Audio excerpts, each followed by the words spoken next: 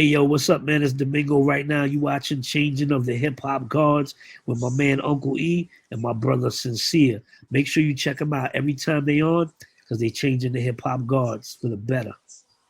Welcome everybody to Changing of the Hip Hop Guards. It's me, Uncle E. That's my partner, the journalist Sincere. And today we have none other than producer Domingo. You might know of him from doing stuff with Big Pun, Kool Rap, Rakim, KRS-One. There's a long list. We'll be here all night if I go through it.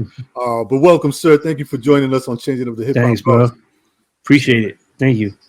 Thank you, man. So before we touch on what you got going on these days in 2023, man, we're going to take it back a little bit.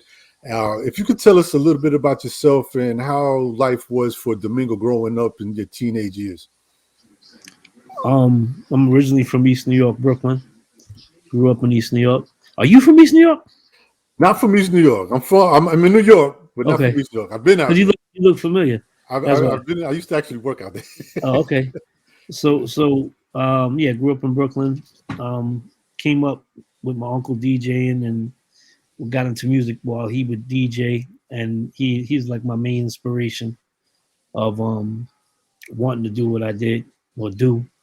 And I mean, I started out DJing, then I got signed to Marley Marl for rapping, and then Marley loved the music and signed me to his production company. That's like a quick run up of how I got where I was. Okay. So before we touch on all of that, though, what was it like for you as the teenager? Like, what were you into? What was Domingo doing? You know, what were some of your hobbies, interests, music wise? Just hanging on the block with my friends, really. You know, like a normal kid running around, playing wiffle ball, punch ball, two-hand touch football. Okay. And like I said, then my uncle got me into music, and my friends really weren't into music. They were into like BMX, bikes, and all of that. Okay. And then I would be staying in my house by days and weeks at a time, and not hanging out and just making music. But I mean, it was a normal, growing up in Brooklyn. Got you. So you said he got you into the music, the DJing.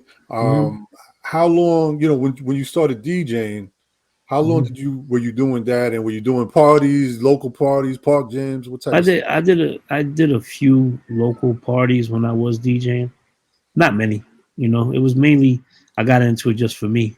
Okay. And then like I said, from there it went on to the rap and stuff. Okay. And then there would be little battles in the neighborhood and stuff like that. We would do that. Oh yeah, and breakdancing, of course. Okay. Right. So I was into all of it. Okay. Now, what kind of music did you find yourself kind of leaning more towards as far as when you were DJing? Like, what kind of records were you more interested in? My uncle used to DJ like a lot of disco records. Okay. And then like when King Tim's Third came out and Sugar Hill Gang and all that, he DJ more hip hop stuff, Grandmaster Flash, all of that. And then so I was more geared towards that when I was DJing. It was mainly hip hop, all of that. Okay. So yeah. And then you eventually evolved into rhyming? Yeah. I got curious of how to make songs, and then got a 4-track recorder and started messing with it. 2 tape decks, started messing with that, and then started creating songs. Nice. Can you remember your first attempt at a creation of a song? Yeah, I still have those tapes. Really? Yeah. Oh, I mean, I listen to them and I cringe, but I mean, I still have the demo that Marley signed me for. I still have that cassette. Oh wow. Okay. And I guess that one was good. Okay. Have you ever had the idea of like listening to, like you said, like you have those original tapes? You ever listen to them and think like, man, can I take some of that and like recreate or work it out? Have you done that? No, I haven't, but yeah, it's dawned on me. And I've digitized all of them, so I have them on a hard drive. Okay. And sometimes I go back and listen to them and get little ideas.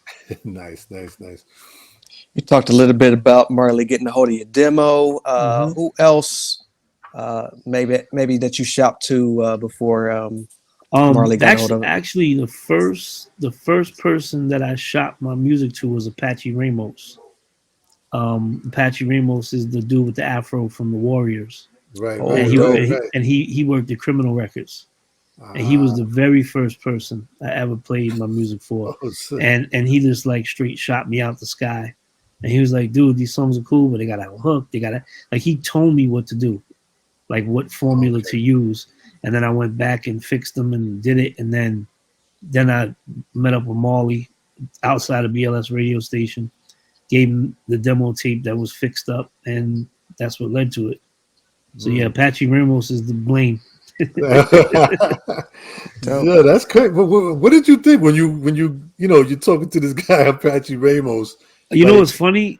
When I met him, he had the afro, he, and then he was really he's. I mean, I'm still in touch with him to this day. You wow, know, he nice. doesn't have the afro no more, Right, right. but he he when I remember clearly when I walked into Criminal Records, he came and got me. We went to his office, and I looked at him and I said, "Are you the dude from the Warriors?" And he was like, "Yeah, that was a good guess." And because he had the same face Right, and the right. afro. So then we just hit it off, and then he introduced me to a few industry people that I kept in touch with, and then I kept in, like I said, I kept in touch with him. Would send him demos, and he'd be like, "All right, you know, you could do this, this, and that." Gave me advice, and again, he was the one that guided me, and then lo and behold, you know, I hit it on the you know the button, Right, you right, know. right. Is there anybody that we might know of that came through his label? Criminal Records is very famous for man, I don't even remember their names now, but no, they had records that Yeah, came yeah. out. Yeah, they were very very I popular. wonder, was America's Most Wanted on there? Maybe maybe Yeah, I kinda low. know Or they had a few artists. okay, Okay. See, now you're gonna have me look this up. that's all right. Nah, it's okay. After But yeah, I'm getting listening. that demo in Marley's hands, what kind of reaction or feedback did he give you? Well, what happened was Marley, um, when I gave Marley the demo tape outside of BLS, I said, you know, my phone number's on there, whatever. And about 2 weeks later, my grandmother calls me. I was down the block hanging out, and she called me, said I had a phone call, and it was this lady, Francesca Spiro, and she's like, "You gave Marley a demo." I thought it was a joke, and I was like, "Yeah," and she's like, "Well, can you come to my office on Lafayette Avenue? I mean Lafayette Street in Manhattan?" And my grandmother gave me money to get on the train. I went out there, and then when I walked in her office, she said, "So you're the Puerto Rican kid that Marley's making a big deal out of?" And I still didn't believe it. And then she got Marley on the phone. Wow. And then Marley was like, "Yo, that demo tape you gave me, I gotta have you in Control Volume 2. We gotta do it. That song Untouchable. We're gonna go back in the studio, we're gonna re-record it." And he kept his word. Now, but let me ask you: Am I mistaken? Marley was interested in you because of your rhyming, Yep. right? Not. Yep. So he didn't hear any beats yet. No, he heard the beats because the demo I gave him was my beat. I It was made it. your beats, but you Yeah. rhyming on I them. was making all my own stuff. Okay, Nobody taught me. got Nobody, everybody. I mean, even though I came under Marley, a lot of people think Marley taught me. Marley didn't teach me. I came that. to Marley with the beats done already. Okay, okay, Yeah, and okay. but then as time went on, I would give him demos after demo after demo, and he would be like, "Yo, these beats are real good," but he would never say nothing about rapping. Okay. So Got you, then, got so then I put two and two together, you. Right. and you know, and then my contract expired to be on the album, Mhm. and I called Marley and said, you know, thanks for the opportunity, you know, appreciate it. And he's like, "What are you talking about?" I said, "The contract expired, so you know, I'm just gonna go about my way." And he was like, "Nah, man, I'm signing you. I'm signing you to the production team." And he didn't have a team. I was the first one to get signed to House of Hits. Ah, So after me came K Def. He came after me, and but I was already when K Def came to House of Hits. I was already managed at Rush Producer Management under Russell Simmons and mm, Francesca Spiro. So I already had spread my wings outside of Marley's house. Okay, okay, So okay. Now was Rakim the first one? nah, it was I mean, I did a few records before Rakim. I did Starbuck Wow. Yeah, Okay, Troy Terrain. He had Terrain Records, Star, right, right. and he had his, I think it's his nephew or somebody named the Fonz.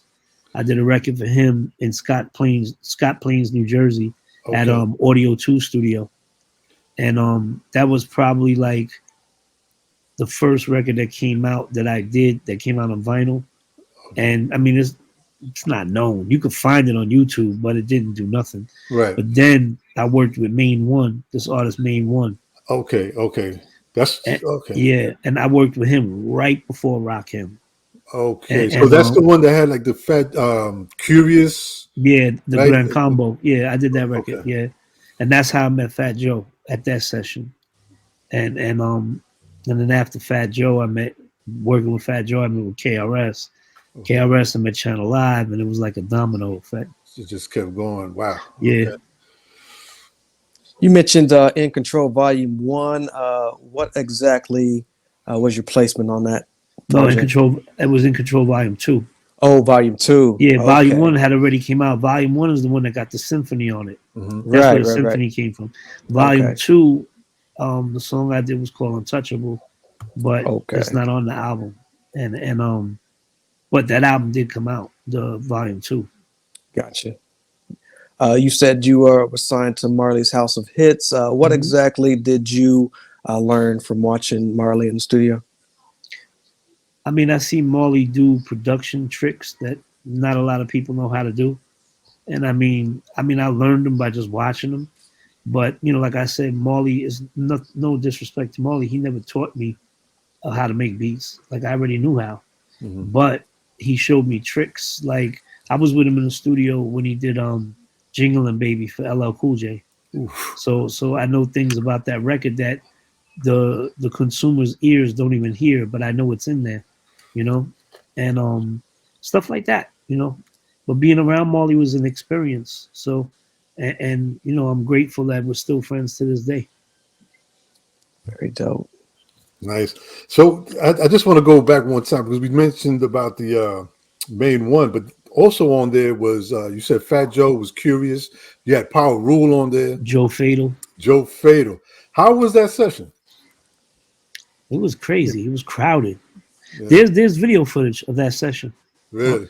yeah, I mean, I'm not sure if it's online, but I've seen it, Mm. and I don't know if they sent it to me, but there's videos of footage of me standing there talking to Joe, and Joe's like, I don't know if I can rap to this beat, because Joe back then was more, he liked to rap the slow stuff. Right, right. This was not up his lane. What time frame are we talking about? Like when this song that we're talking about, where point in time was Fat Joe at?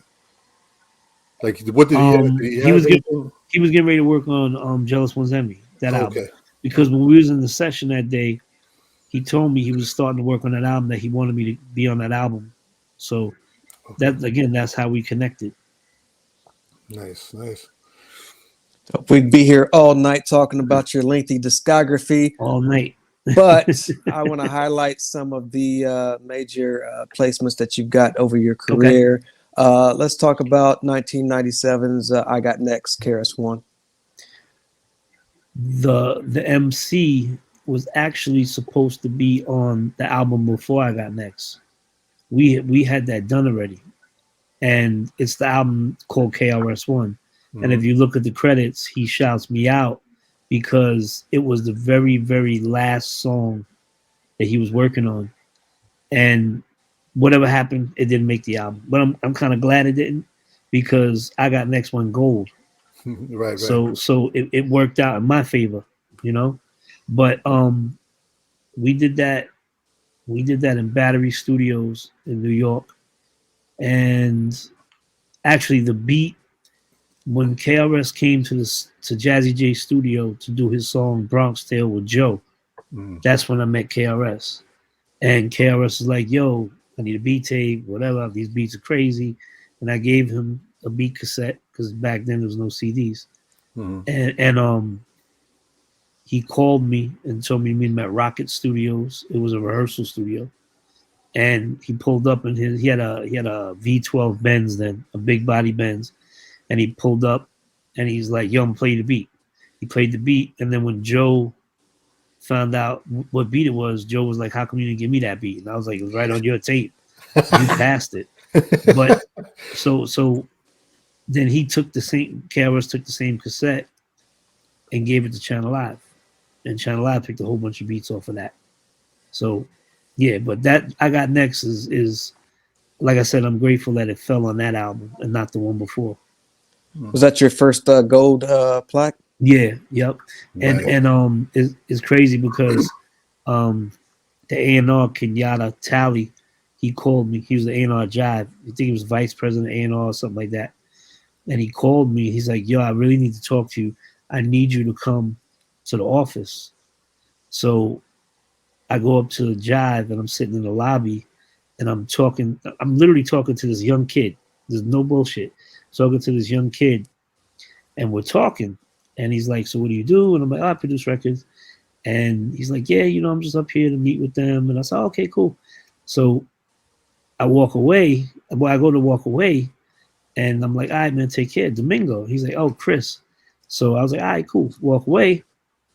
I go in the office with Tally and I said, "Yo, there's this kid outside." I said, "Yo, he's talented. He's dancing in the lobby." It was Chris Brown. I didn't even know it was Chris Brown. Oh shit. Yeah, he was like a little kid, So now Tally's like, "Yeah, so you met Chris?" And I'm like, "Yeah." And he's like, "Yo, that box is yours. That's what I need to talk to you about." And I said, "What's that?" He said, "Open it." So I opened it, and it was the gold plaque. And he's like, "Your stuff went gold with Chris." I was like, "Wow, I didn't even know. I didn't even know it was sold like that." Now, Fat Joe, Jealous One's Envy, just missed going gold. I think it sold like 480. So 500 is the mark. Right. But Joe fell right under that. I'm surprised it hasn't gone gold to this day. Yeah, that's Right. weird. Yeah, That's I weird. mean, it is like look, Pun. What a lot of people don't know, Pun sold 2.3 million or 2.8 million, but my plaque only says 1 million. So I don't know what's the deal behind that. Huh. You know what I'm That's saying? weird. But Yeah, I know yeah, he sold 2.3 or 2.8 million. So I don't understand why RIAA only lists 1 million. It should be more than that. I mean, they don't. It's not something where like you hit 1 million and they just kind of, you know what I mean, marked it That's at the that music point. business. Yeah. So speaking of Pun though, it was at this Fat Joe's session of Yeah. says that you met Pun was always there. Pun was always there.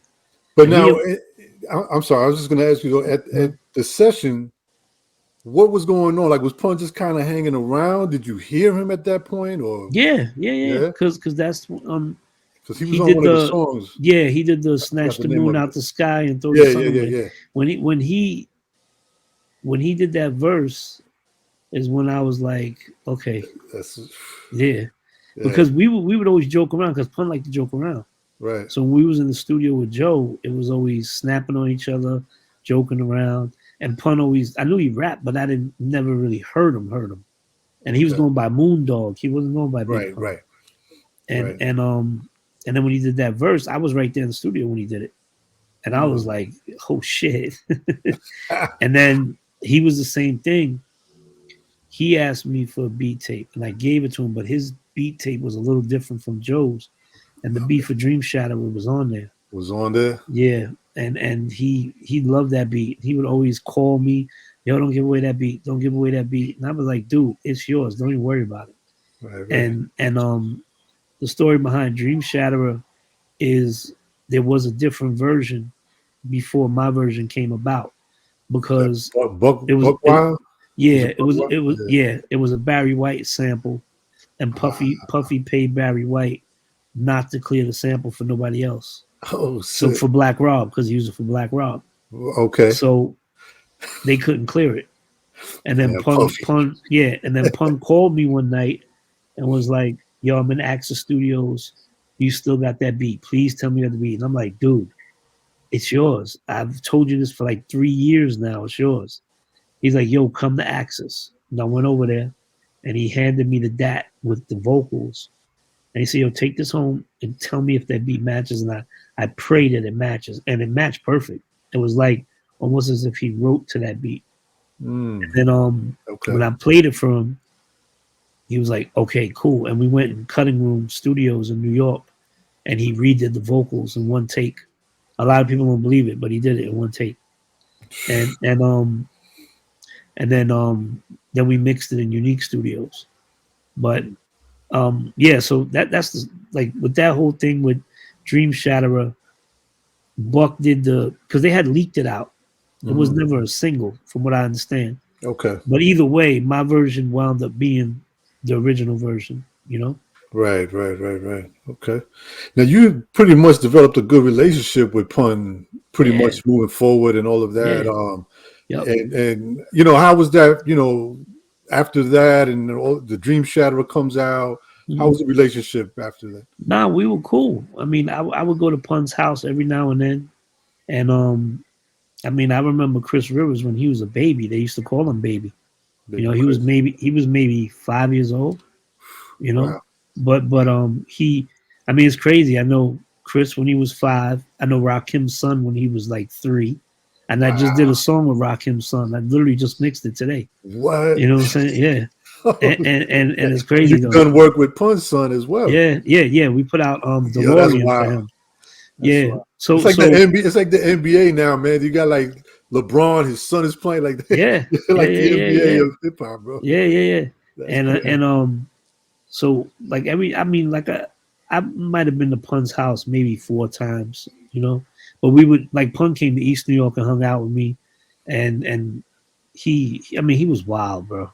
Like Yeah. he was leaving my block and he drove over the stop sign and dragged the shit down Atlantic Avenue.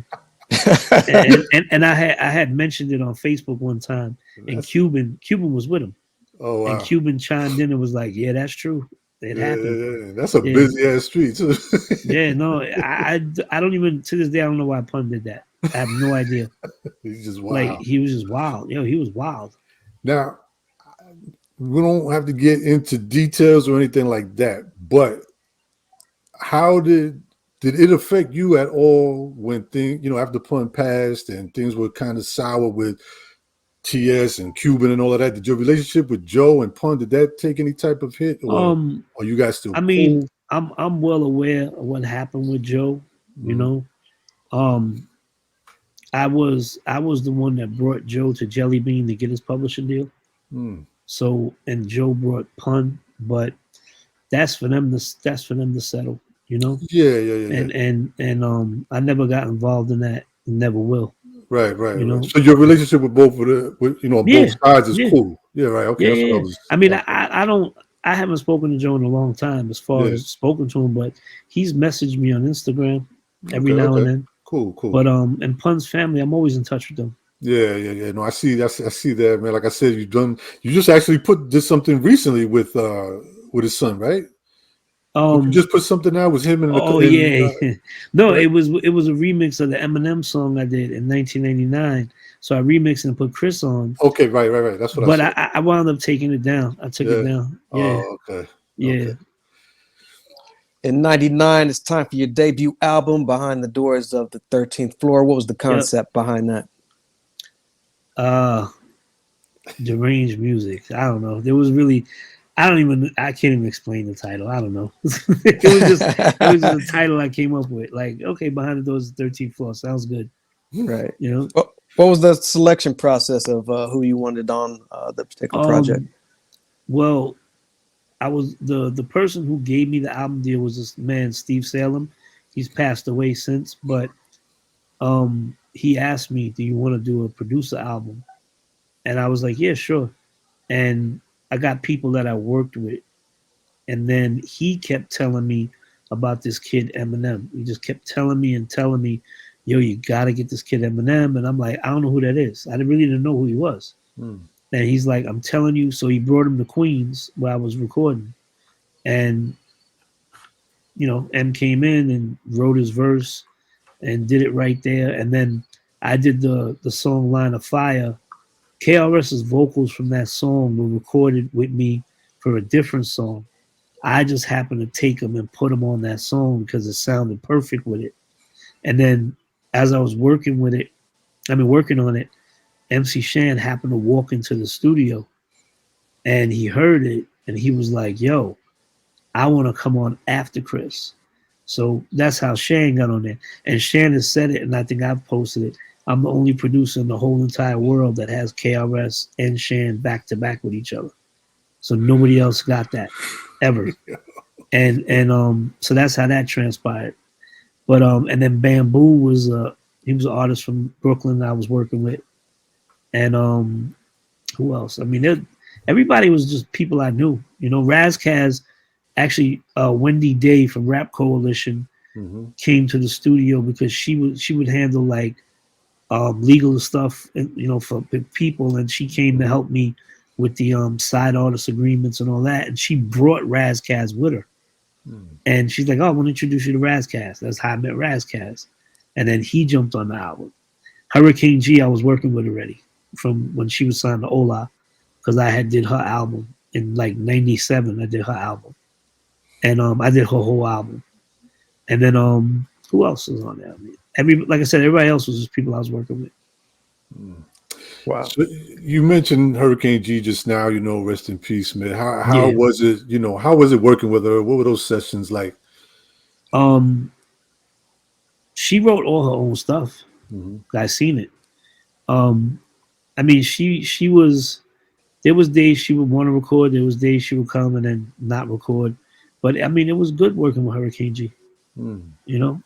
Was it tough? Like, was she someone that, like, for example, when she was putting her album together, was it a long process? Because, like you said, sometimes she would want to record it now. Like, she just had to be in the mood, I guess. Or yeah. I mean, if she wasn't feeling it when she was recording, she'd stop and be like, "All right, I'm gonna go home and we'll do it another day." I mean, what am I gonna do? Yeah. But I mean, you know, they Jelly Bean Benitez had Ola Records at that time, and that's who she was signed to. So he had me do a couple of songs with her that well, I recently released them, but they were unreleased. Okay. And he seen that we had that chemistry where I knew how to keep her on beat, delivering the songs the right way. Okay. So that's why they were like, "You're doing the whole album," and that's how I wound up doing the whole album. Nice. I always wondered about her, man, because it's like you would hear her, then it's like you wouldn't. And I kind of, without knowing, it's the type of vibe that I got. Like, it's like, man, she just kind of, I guess whenever she wants to, she'll put out a song or an album. Yeah, no, she was like that. Yeah. You know, she was very picky on what she would do.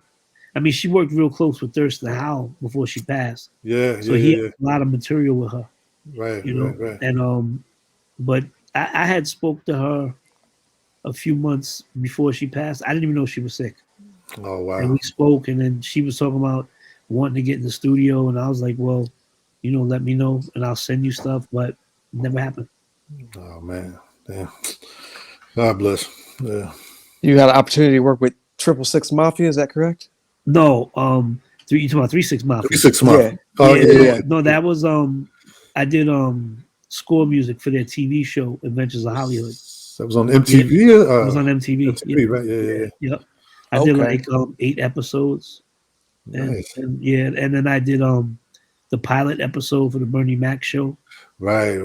Yeah. Okay. So, were those two, you know, the MTV one and the Bernie Mac, were those the first time that you did something for that, like a placement like that, or you had done something before? I did One Tough Cop, the movie. I did Bones, the Snoop Dogg vampire movie. Okay. And then I helped Jelly Bean with this. I mean, it's so fast. It's in Carlito's way. It's a little piece of music. Sometimes I don't even notice it. Really? Yeah. But and then I did there's a few David Blaine Street Magic shows that was on TV. Okay. My music's in there. I did some of the Beef DVDs with Quincy Jones III. Yeah. Freshest Kids with him. I did a lot of stuff with the TV stuff and that's commercials. Right, the Freshest Kids. That's right. Yeah, Freshest Kids. Seeing your name. Yeah. Mm-hmm. Wow, dope. So, did you like I mean, I've heard other producers say that kind of once they found out about that like placement type of stuff, that they were Right, like, man, I'm just gonna do this. And, if I'm gonna get paid this amount of money for that, right, that amount of seconds or whatever, yeah. was it, how was that for you, man? It's less of a headache, Right, right, right. you know. Yeah. It. I mean, You I gravitated to either way. okay? Like, if I had to do a record, I'll do the record. If they come to me about, hey, you want to try to do this commercial, I would do it. You know. Okay, okay. So you don't necessarily like shop for that. Like you don't say, No, I'm just gonna work for it. I had a man, Larry Robinson, who owned Avatar Records. He Okay, was representing me in Hollywood for a while. okay, Actually, I did the Oz 2000 theme because of Larry, and HBO. That's the song with Talib, Lord Jamar, and Kool Rap, okay. and I did it for HBO, and HBO loved it. But it was crazy because I met with the composer who made the Oz theme. Right, It was this old white man, right. and he wouldn't let me get the dat, and I'm like, I gotta do the record. You could do it right here, and I'm like, I'm not doing it right in front of you. And then we wound up doing it in Kenny Dope's studio Oh in wow. Manhattan. Okay. I mean, well, I didn't do the beat there. Like, I wound up eventually walking out with the dat of the theme Okay. because I was like, I told Larry, I can't do it here. I need to be in my environment. Right. And then I went into Queens, into the studio in Queens I was using, and did it there. We recorded Lord Jamal in Kenny Dope's studio, Hmm. and then HBO just loved it, and I just didn't understand why the dude was giving me a hard time. I guess he was living by that code, man. Like putting, covering up the records. You don't know the name. Like, he's the The original one. crazy thing is, I still have the dat to this day Oh, shit, of the word. original theme. Yeah, yep, Wow, yep, that's crazy. That's yeah. crazy. Um, so man, like we said earlier, you got so much to talk about, but I want to also touch on a few songs, Okay, because unfortunately, you've worked with a lot of great artists that unfortunately have passed away. right. So I just want to get your take on some of them. I'm sure Okay, Sincere has a few as well. But let's talk a little bit about Guru. okay. I know you did the major game, right? Hmm. Yep. How was that? How was it working with Guru? Um, that was off my most underrated album, which I put out in 2007. And Mhm. me and Guru, like, I know him since the D&D days, Mm. and I mean, me and Premier and Guru go way back. I mean, Premier always hung in East New York, Mhm. but Guru and me, we had a friendship outside of music. So Okay. I was working on the album, and I called him and was like, "Yo, I want to get you on the album," and he did it. You know, Mm. same way before he passed, and I brought this up before in interviews. Before he passed, his lawyer Jeff Wooten called me and said, "Guru wants to talk to you, Mm. and can you come to my office?" I went there with my brother, and it was in a conference room. Guru wasn't there, but Okay. Guru was on the phone, and he was like, "Yo, I'm working on my last album," and he was like, "But I don't have a budget," and I said, "Okay."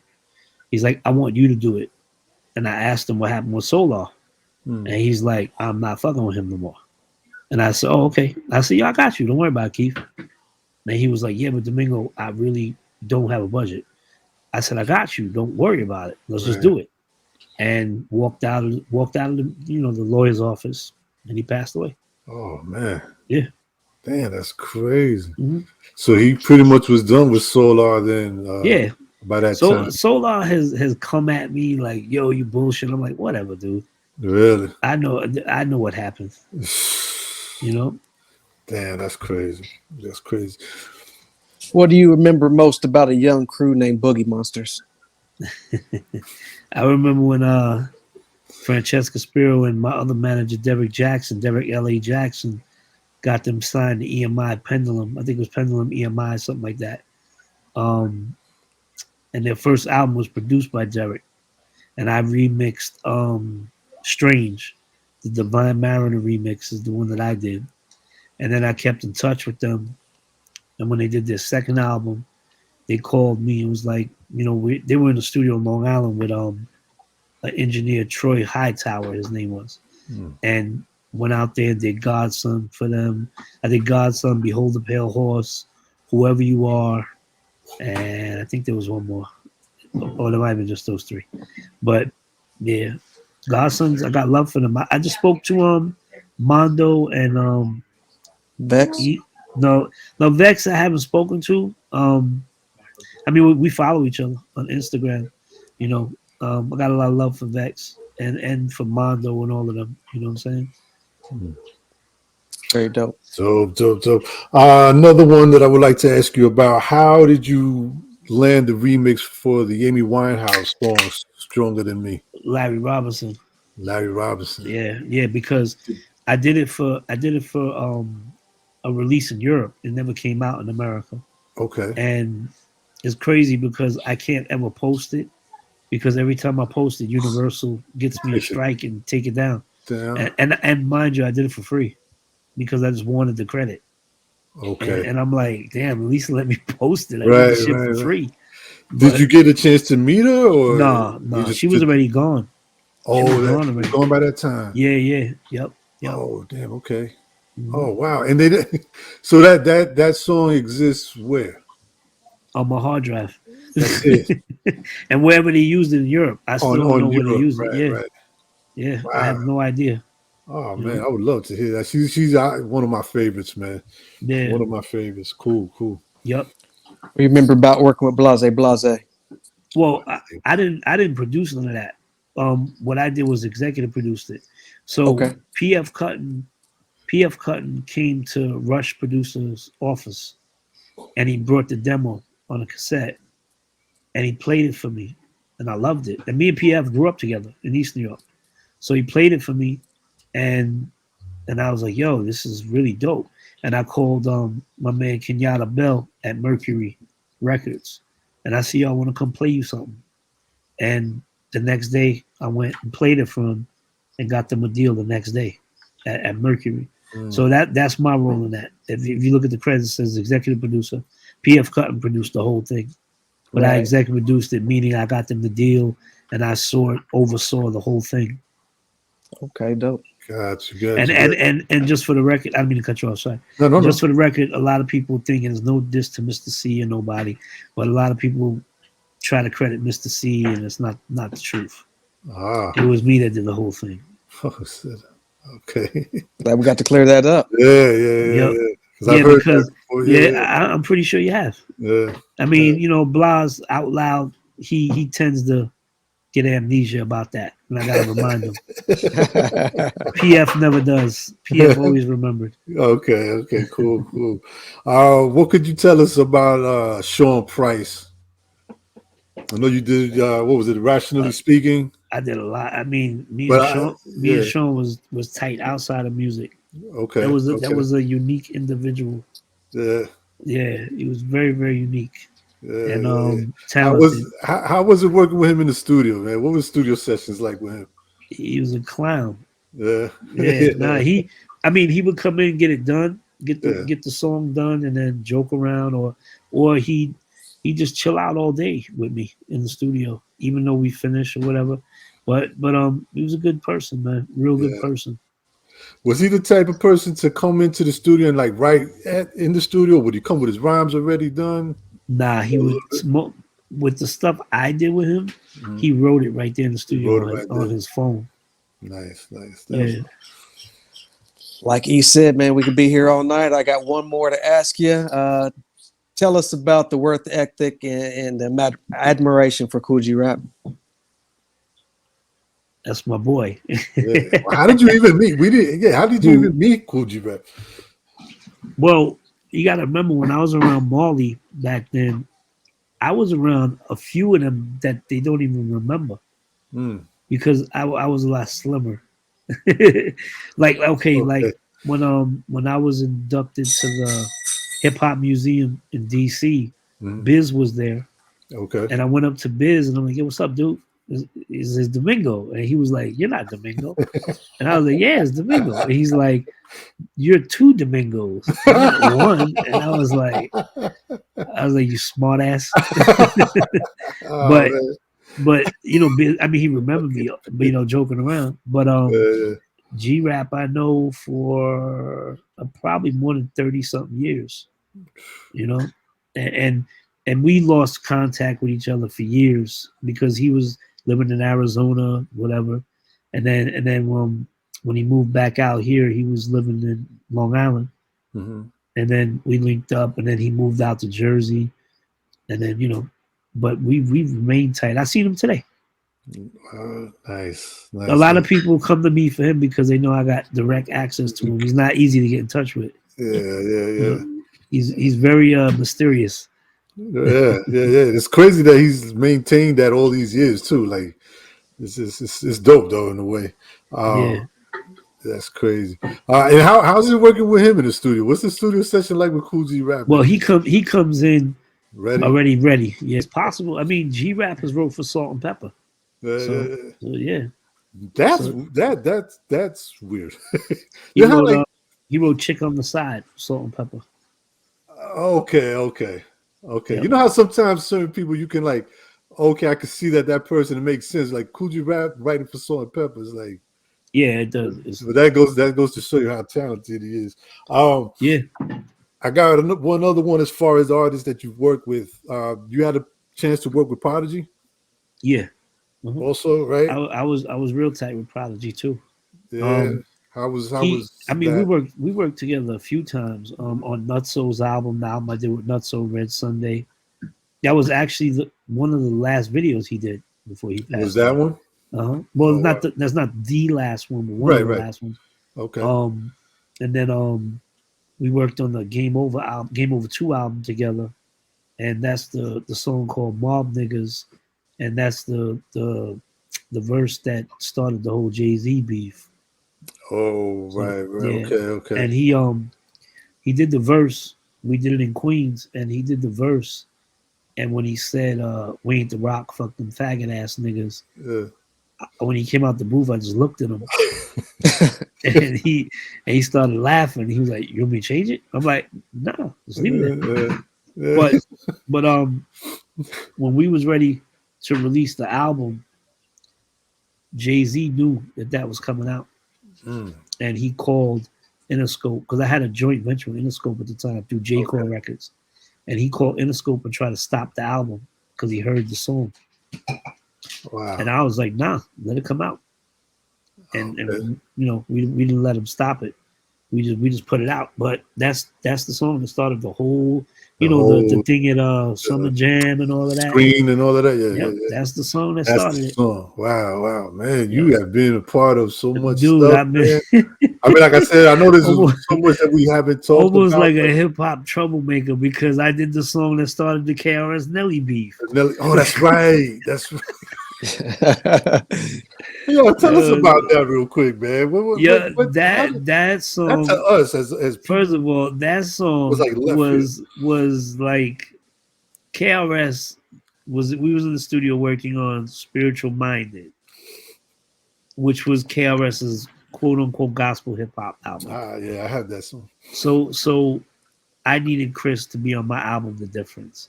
And I said, "Yo, I got this song." No, I'm sorry. I gave him the beat. Mm. He came up with the hook, Clear Him Out. He came up with all of that.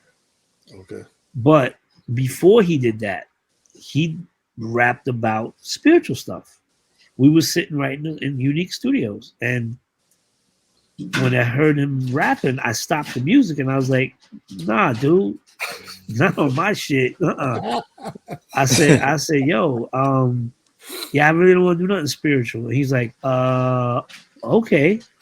And I said, "Yo, I need that Bridges Over KRS." Yeah. I said, because I said, "Yo, Chris, not for nothing.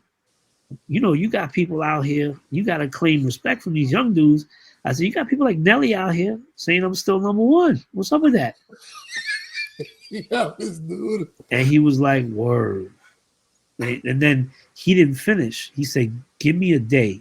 Okay. And then he went back to California because he was living in California. And I say about a week later, his engineer Harold English was his engineer. He called me and said, I'm express mailing you a DAT. It's got all the tracks. Chris said, there you go. And it was Clear 'Em Out. And then I got Tone Deaf to jump on it. Okay. And Tone Deaf did the hook with him and all of that. And Chris actually, no, my bad. I told Chris Tone Deaf was going to be on it because he mentioned Tone Deaf's name. But that whole, and then when the whole thing blew up with KRS versus Nelly, MTV had called me and was like, we want to talk to you about this KRS Nelly beef. Is there any way you can get KRS on the phone? And I was like, I could try. So I called him, and ironically, he picked up. And I said, yo, I got MTV on the line. They want to talk to you and talk to us about this whole Nelly thing. And he was like, okay. And I said, you want to talk to them? He's like, yeah, bet, put him on. But he told like, yeah, bet, put him on the phone. So I get them on the phone, and they're like, hey, KRS, whatever. So what's going on with you and Nelly? And he just threw me straight under the bus. He was like, he said, I have no issues with Nelly. It's the producer trying to sell a record. And have a good day. And he hung up the phone. Oh, Yeah. wow. Yeah. And I just was like, okay. Man, where did that leave you and him as far as y'all relationship? Oh, I mean, we've had our ups and downs. You know, we had a little bump on the road that I don't really talk about no more. But we had a bump on the road, and we settled it. And he, you know, we good. Okay, I've seen him and I've spoken to him. And he did a concert for me a couple of years ago before COVID. Before COVID. PA? No, was that in Pennsylvania? Yeah, it was in Pittsburgh. In Pittsburgh, him and Rakim. Yeah. Was that the one where someone came on to try to battle him or something? Right? He was like, yo, so that was hilarious. Yeah, he thought I set him up. KRS thought you set him up? Yeah. He was like after the show, he came, you know, we were back in the dressing room, and he was like, yo, you set me up. And I was like, what are you talking about?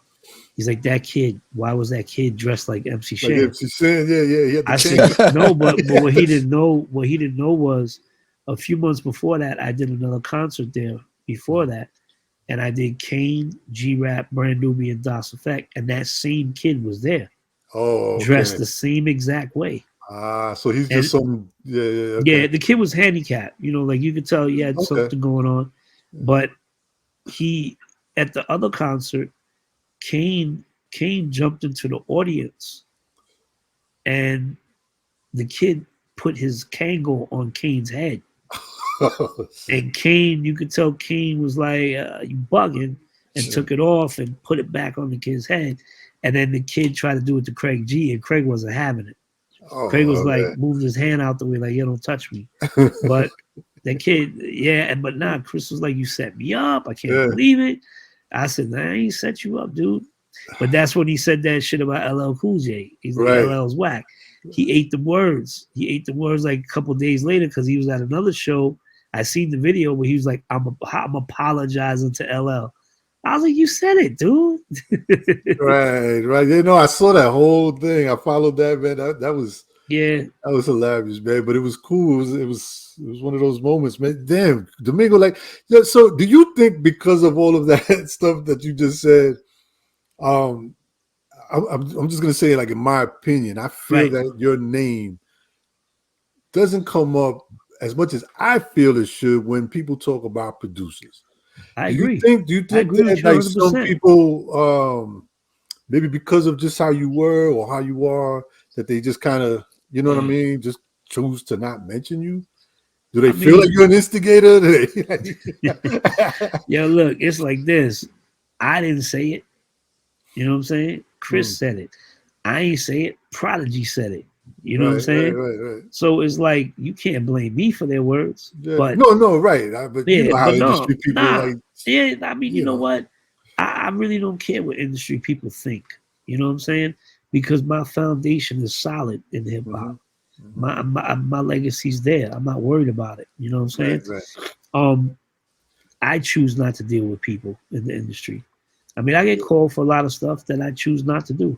You know, it ain't because I'm a millionaire, nothing like that. It ain't nothing about that, bro. Right. It's all about what I feel like doing. Mm-hmm. And what you said about, do I feel like I don't get mentioned? I absolutely agree with you 1,000%, Mm-hmm. because I've said it plenty of times, and it's no disrespect to my peers, like to Pete Rock, Premier, Diamond D. These are dudes I look up to. Large Professor, Buck Wild. Buck is my brother, bro. Me and Buck are like family, but I did just as much as work as them, and maybe more work than some.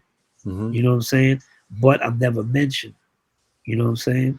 But I know my legacy's there, and I think, I mean, what am I gonna do? I'm not gonna sound like a crybaby and be like, why nobody ever? That's why, I see the list. I look at the list. I don't see my name there. I laugh at a few names that are there, like whatever, dude. Mm-hmm. You know what I'm saying? But it's like, okay, you don't want to mention me. It's cool. I'm not gonna cry about it.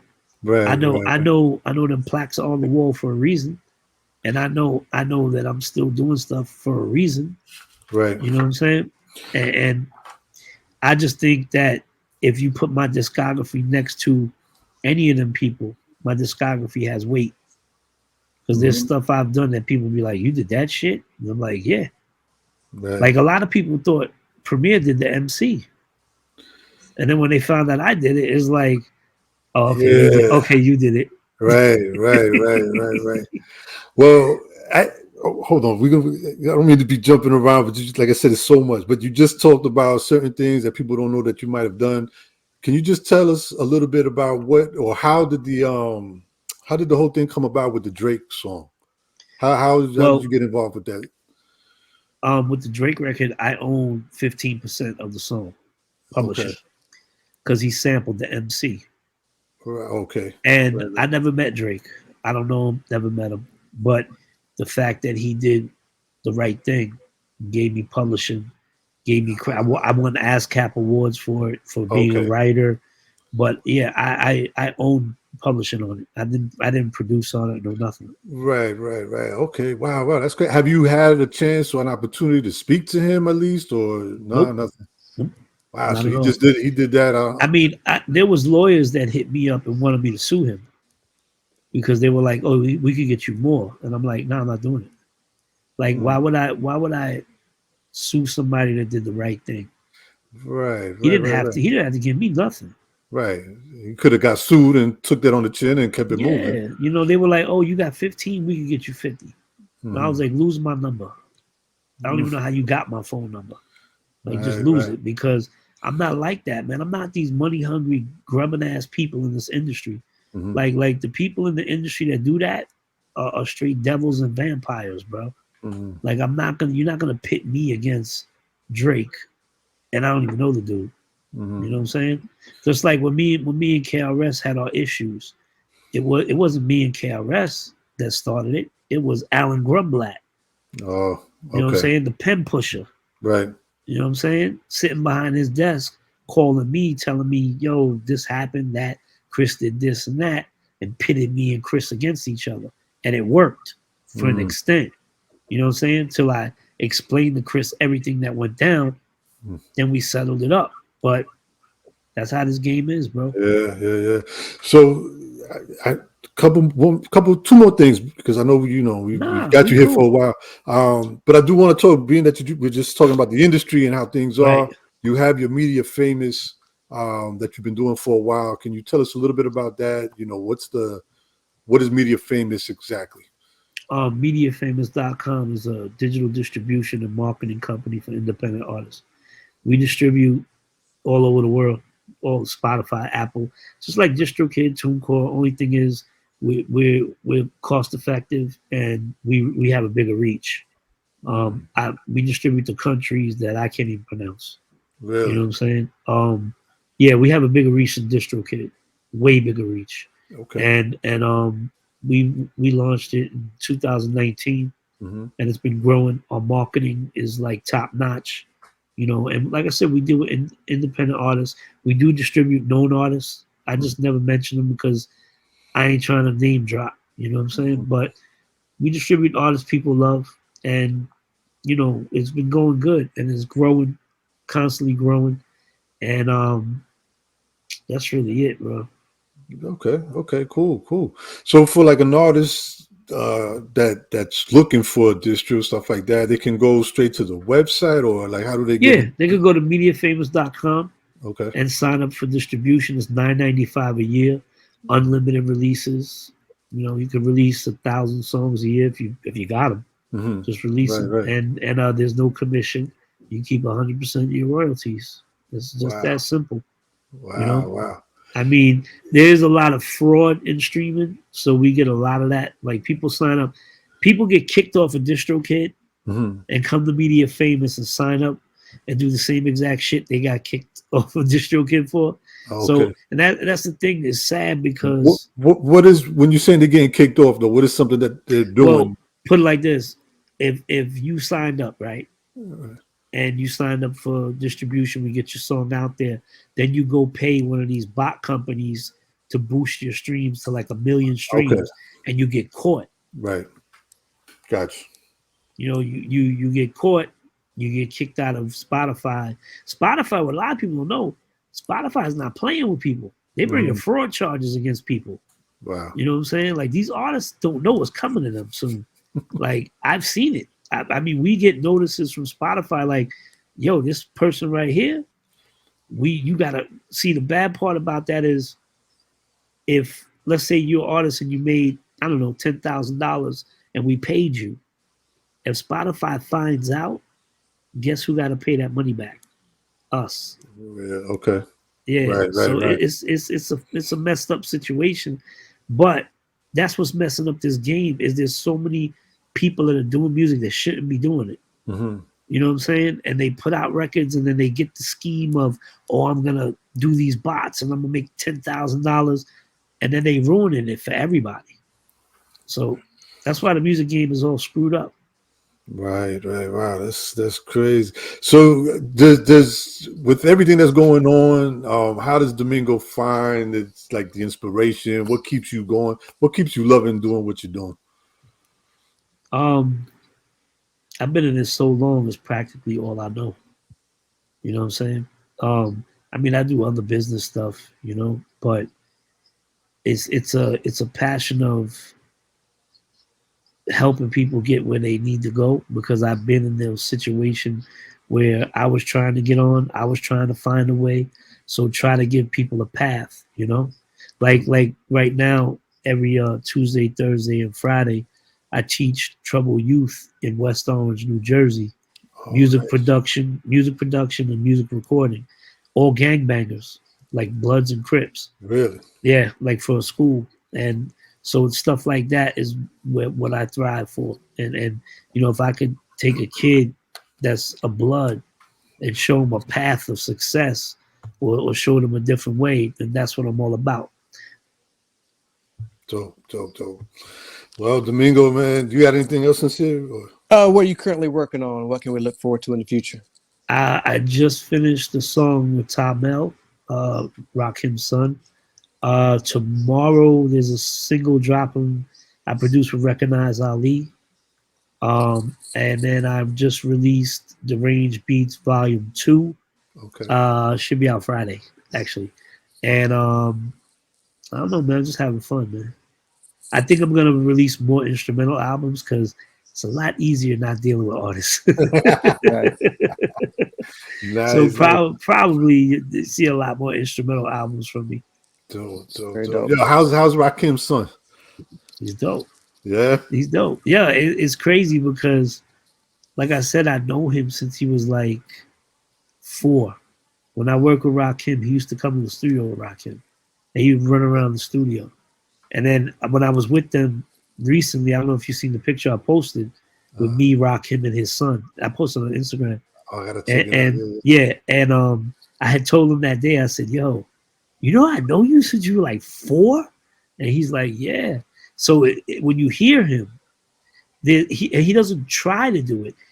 He's got that My Melody voice. Rakim's My Melody voice, that young Yeah. Rakim voice. Okay. So every now and then you can Eerie. hear it come out, Oh, So it just bugs me out because I even told him, I said, yo, you sound like your pops when he was young.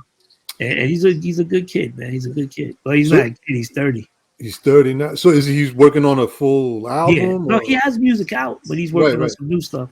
Okay. Yeah. Is he the one that was in the video, in Rakim's video, with like I With forgot, microphone feed?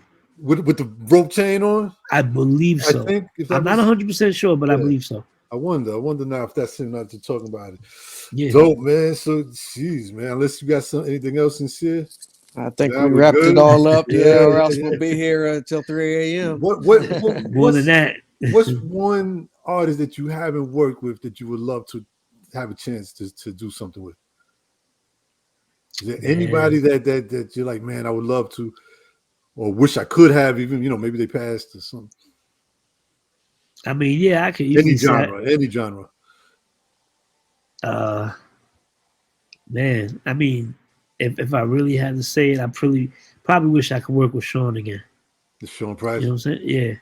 Yeah. And I mean, there was a verse for G-Rap's album, but I took it off. It's coming out. It's coming out.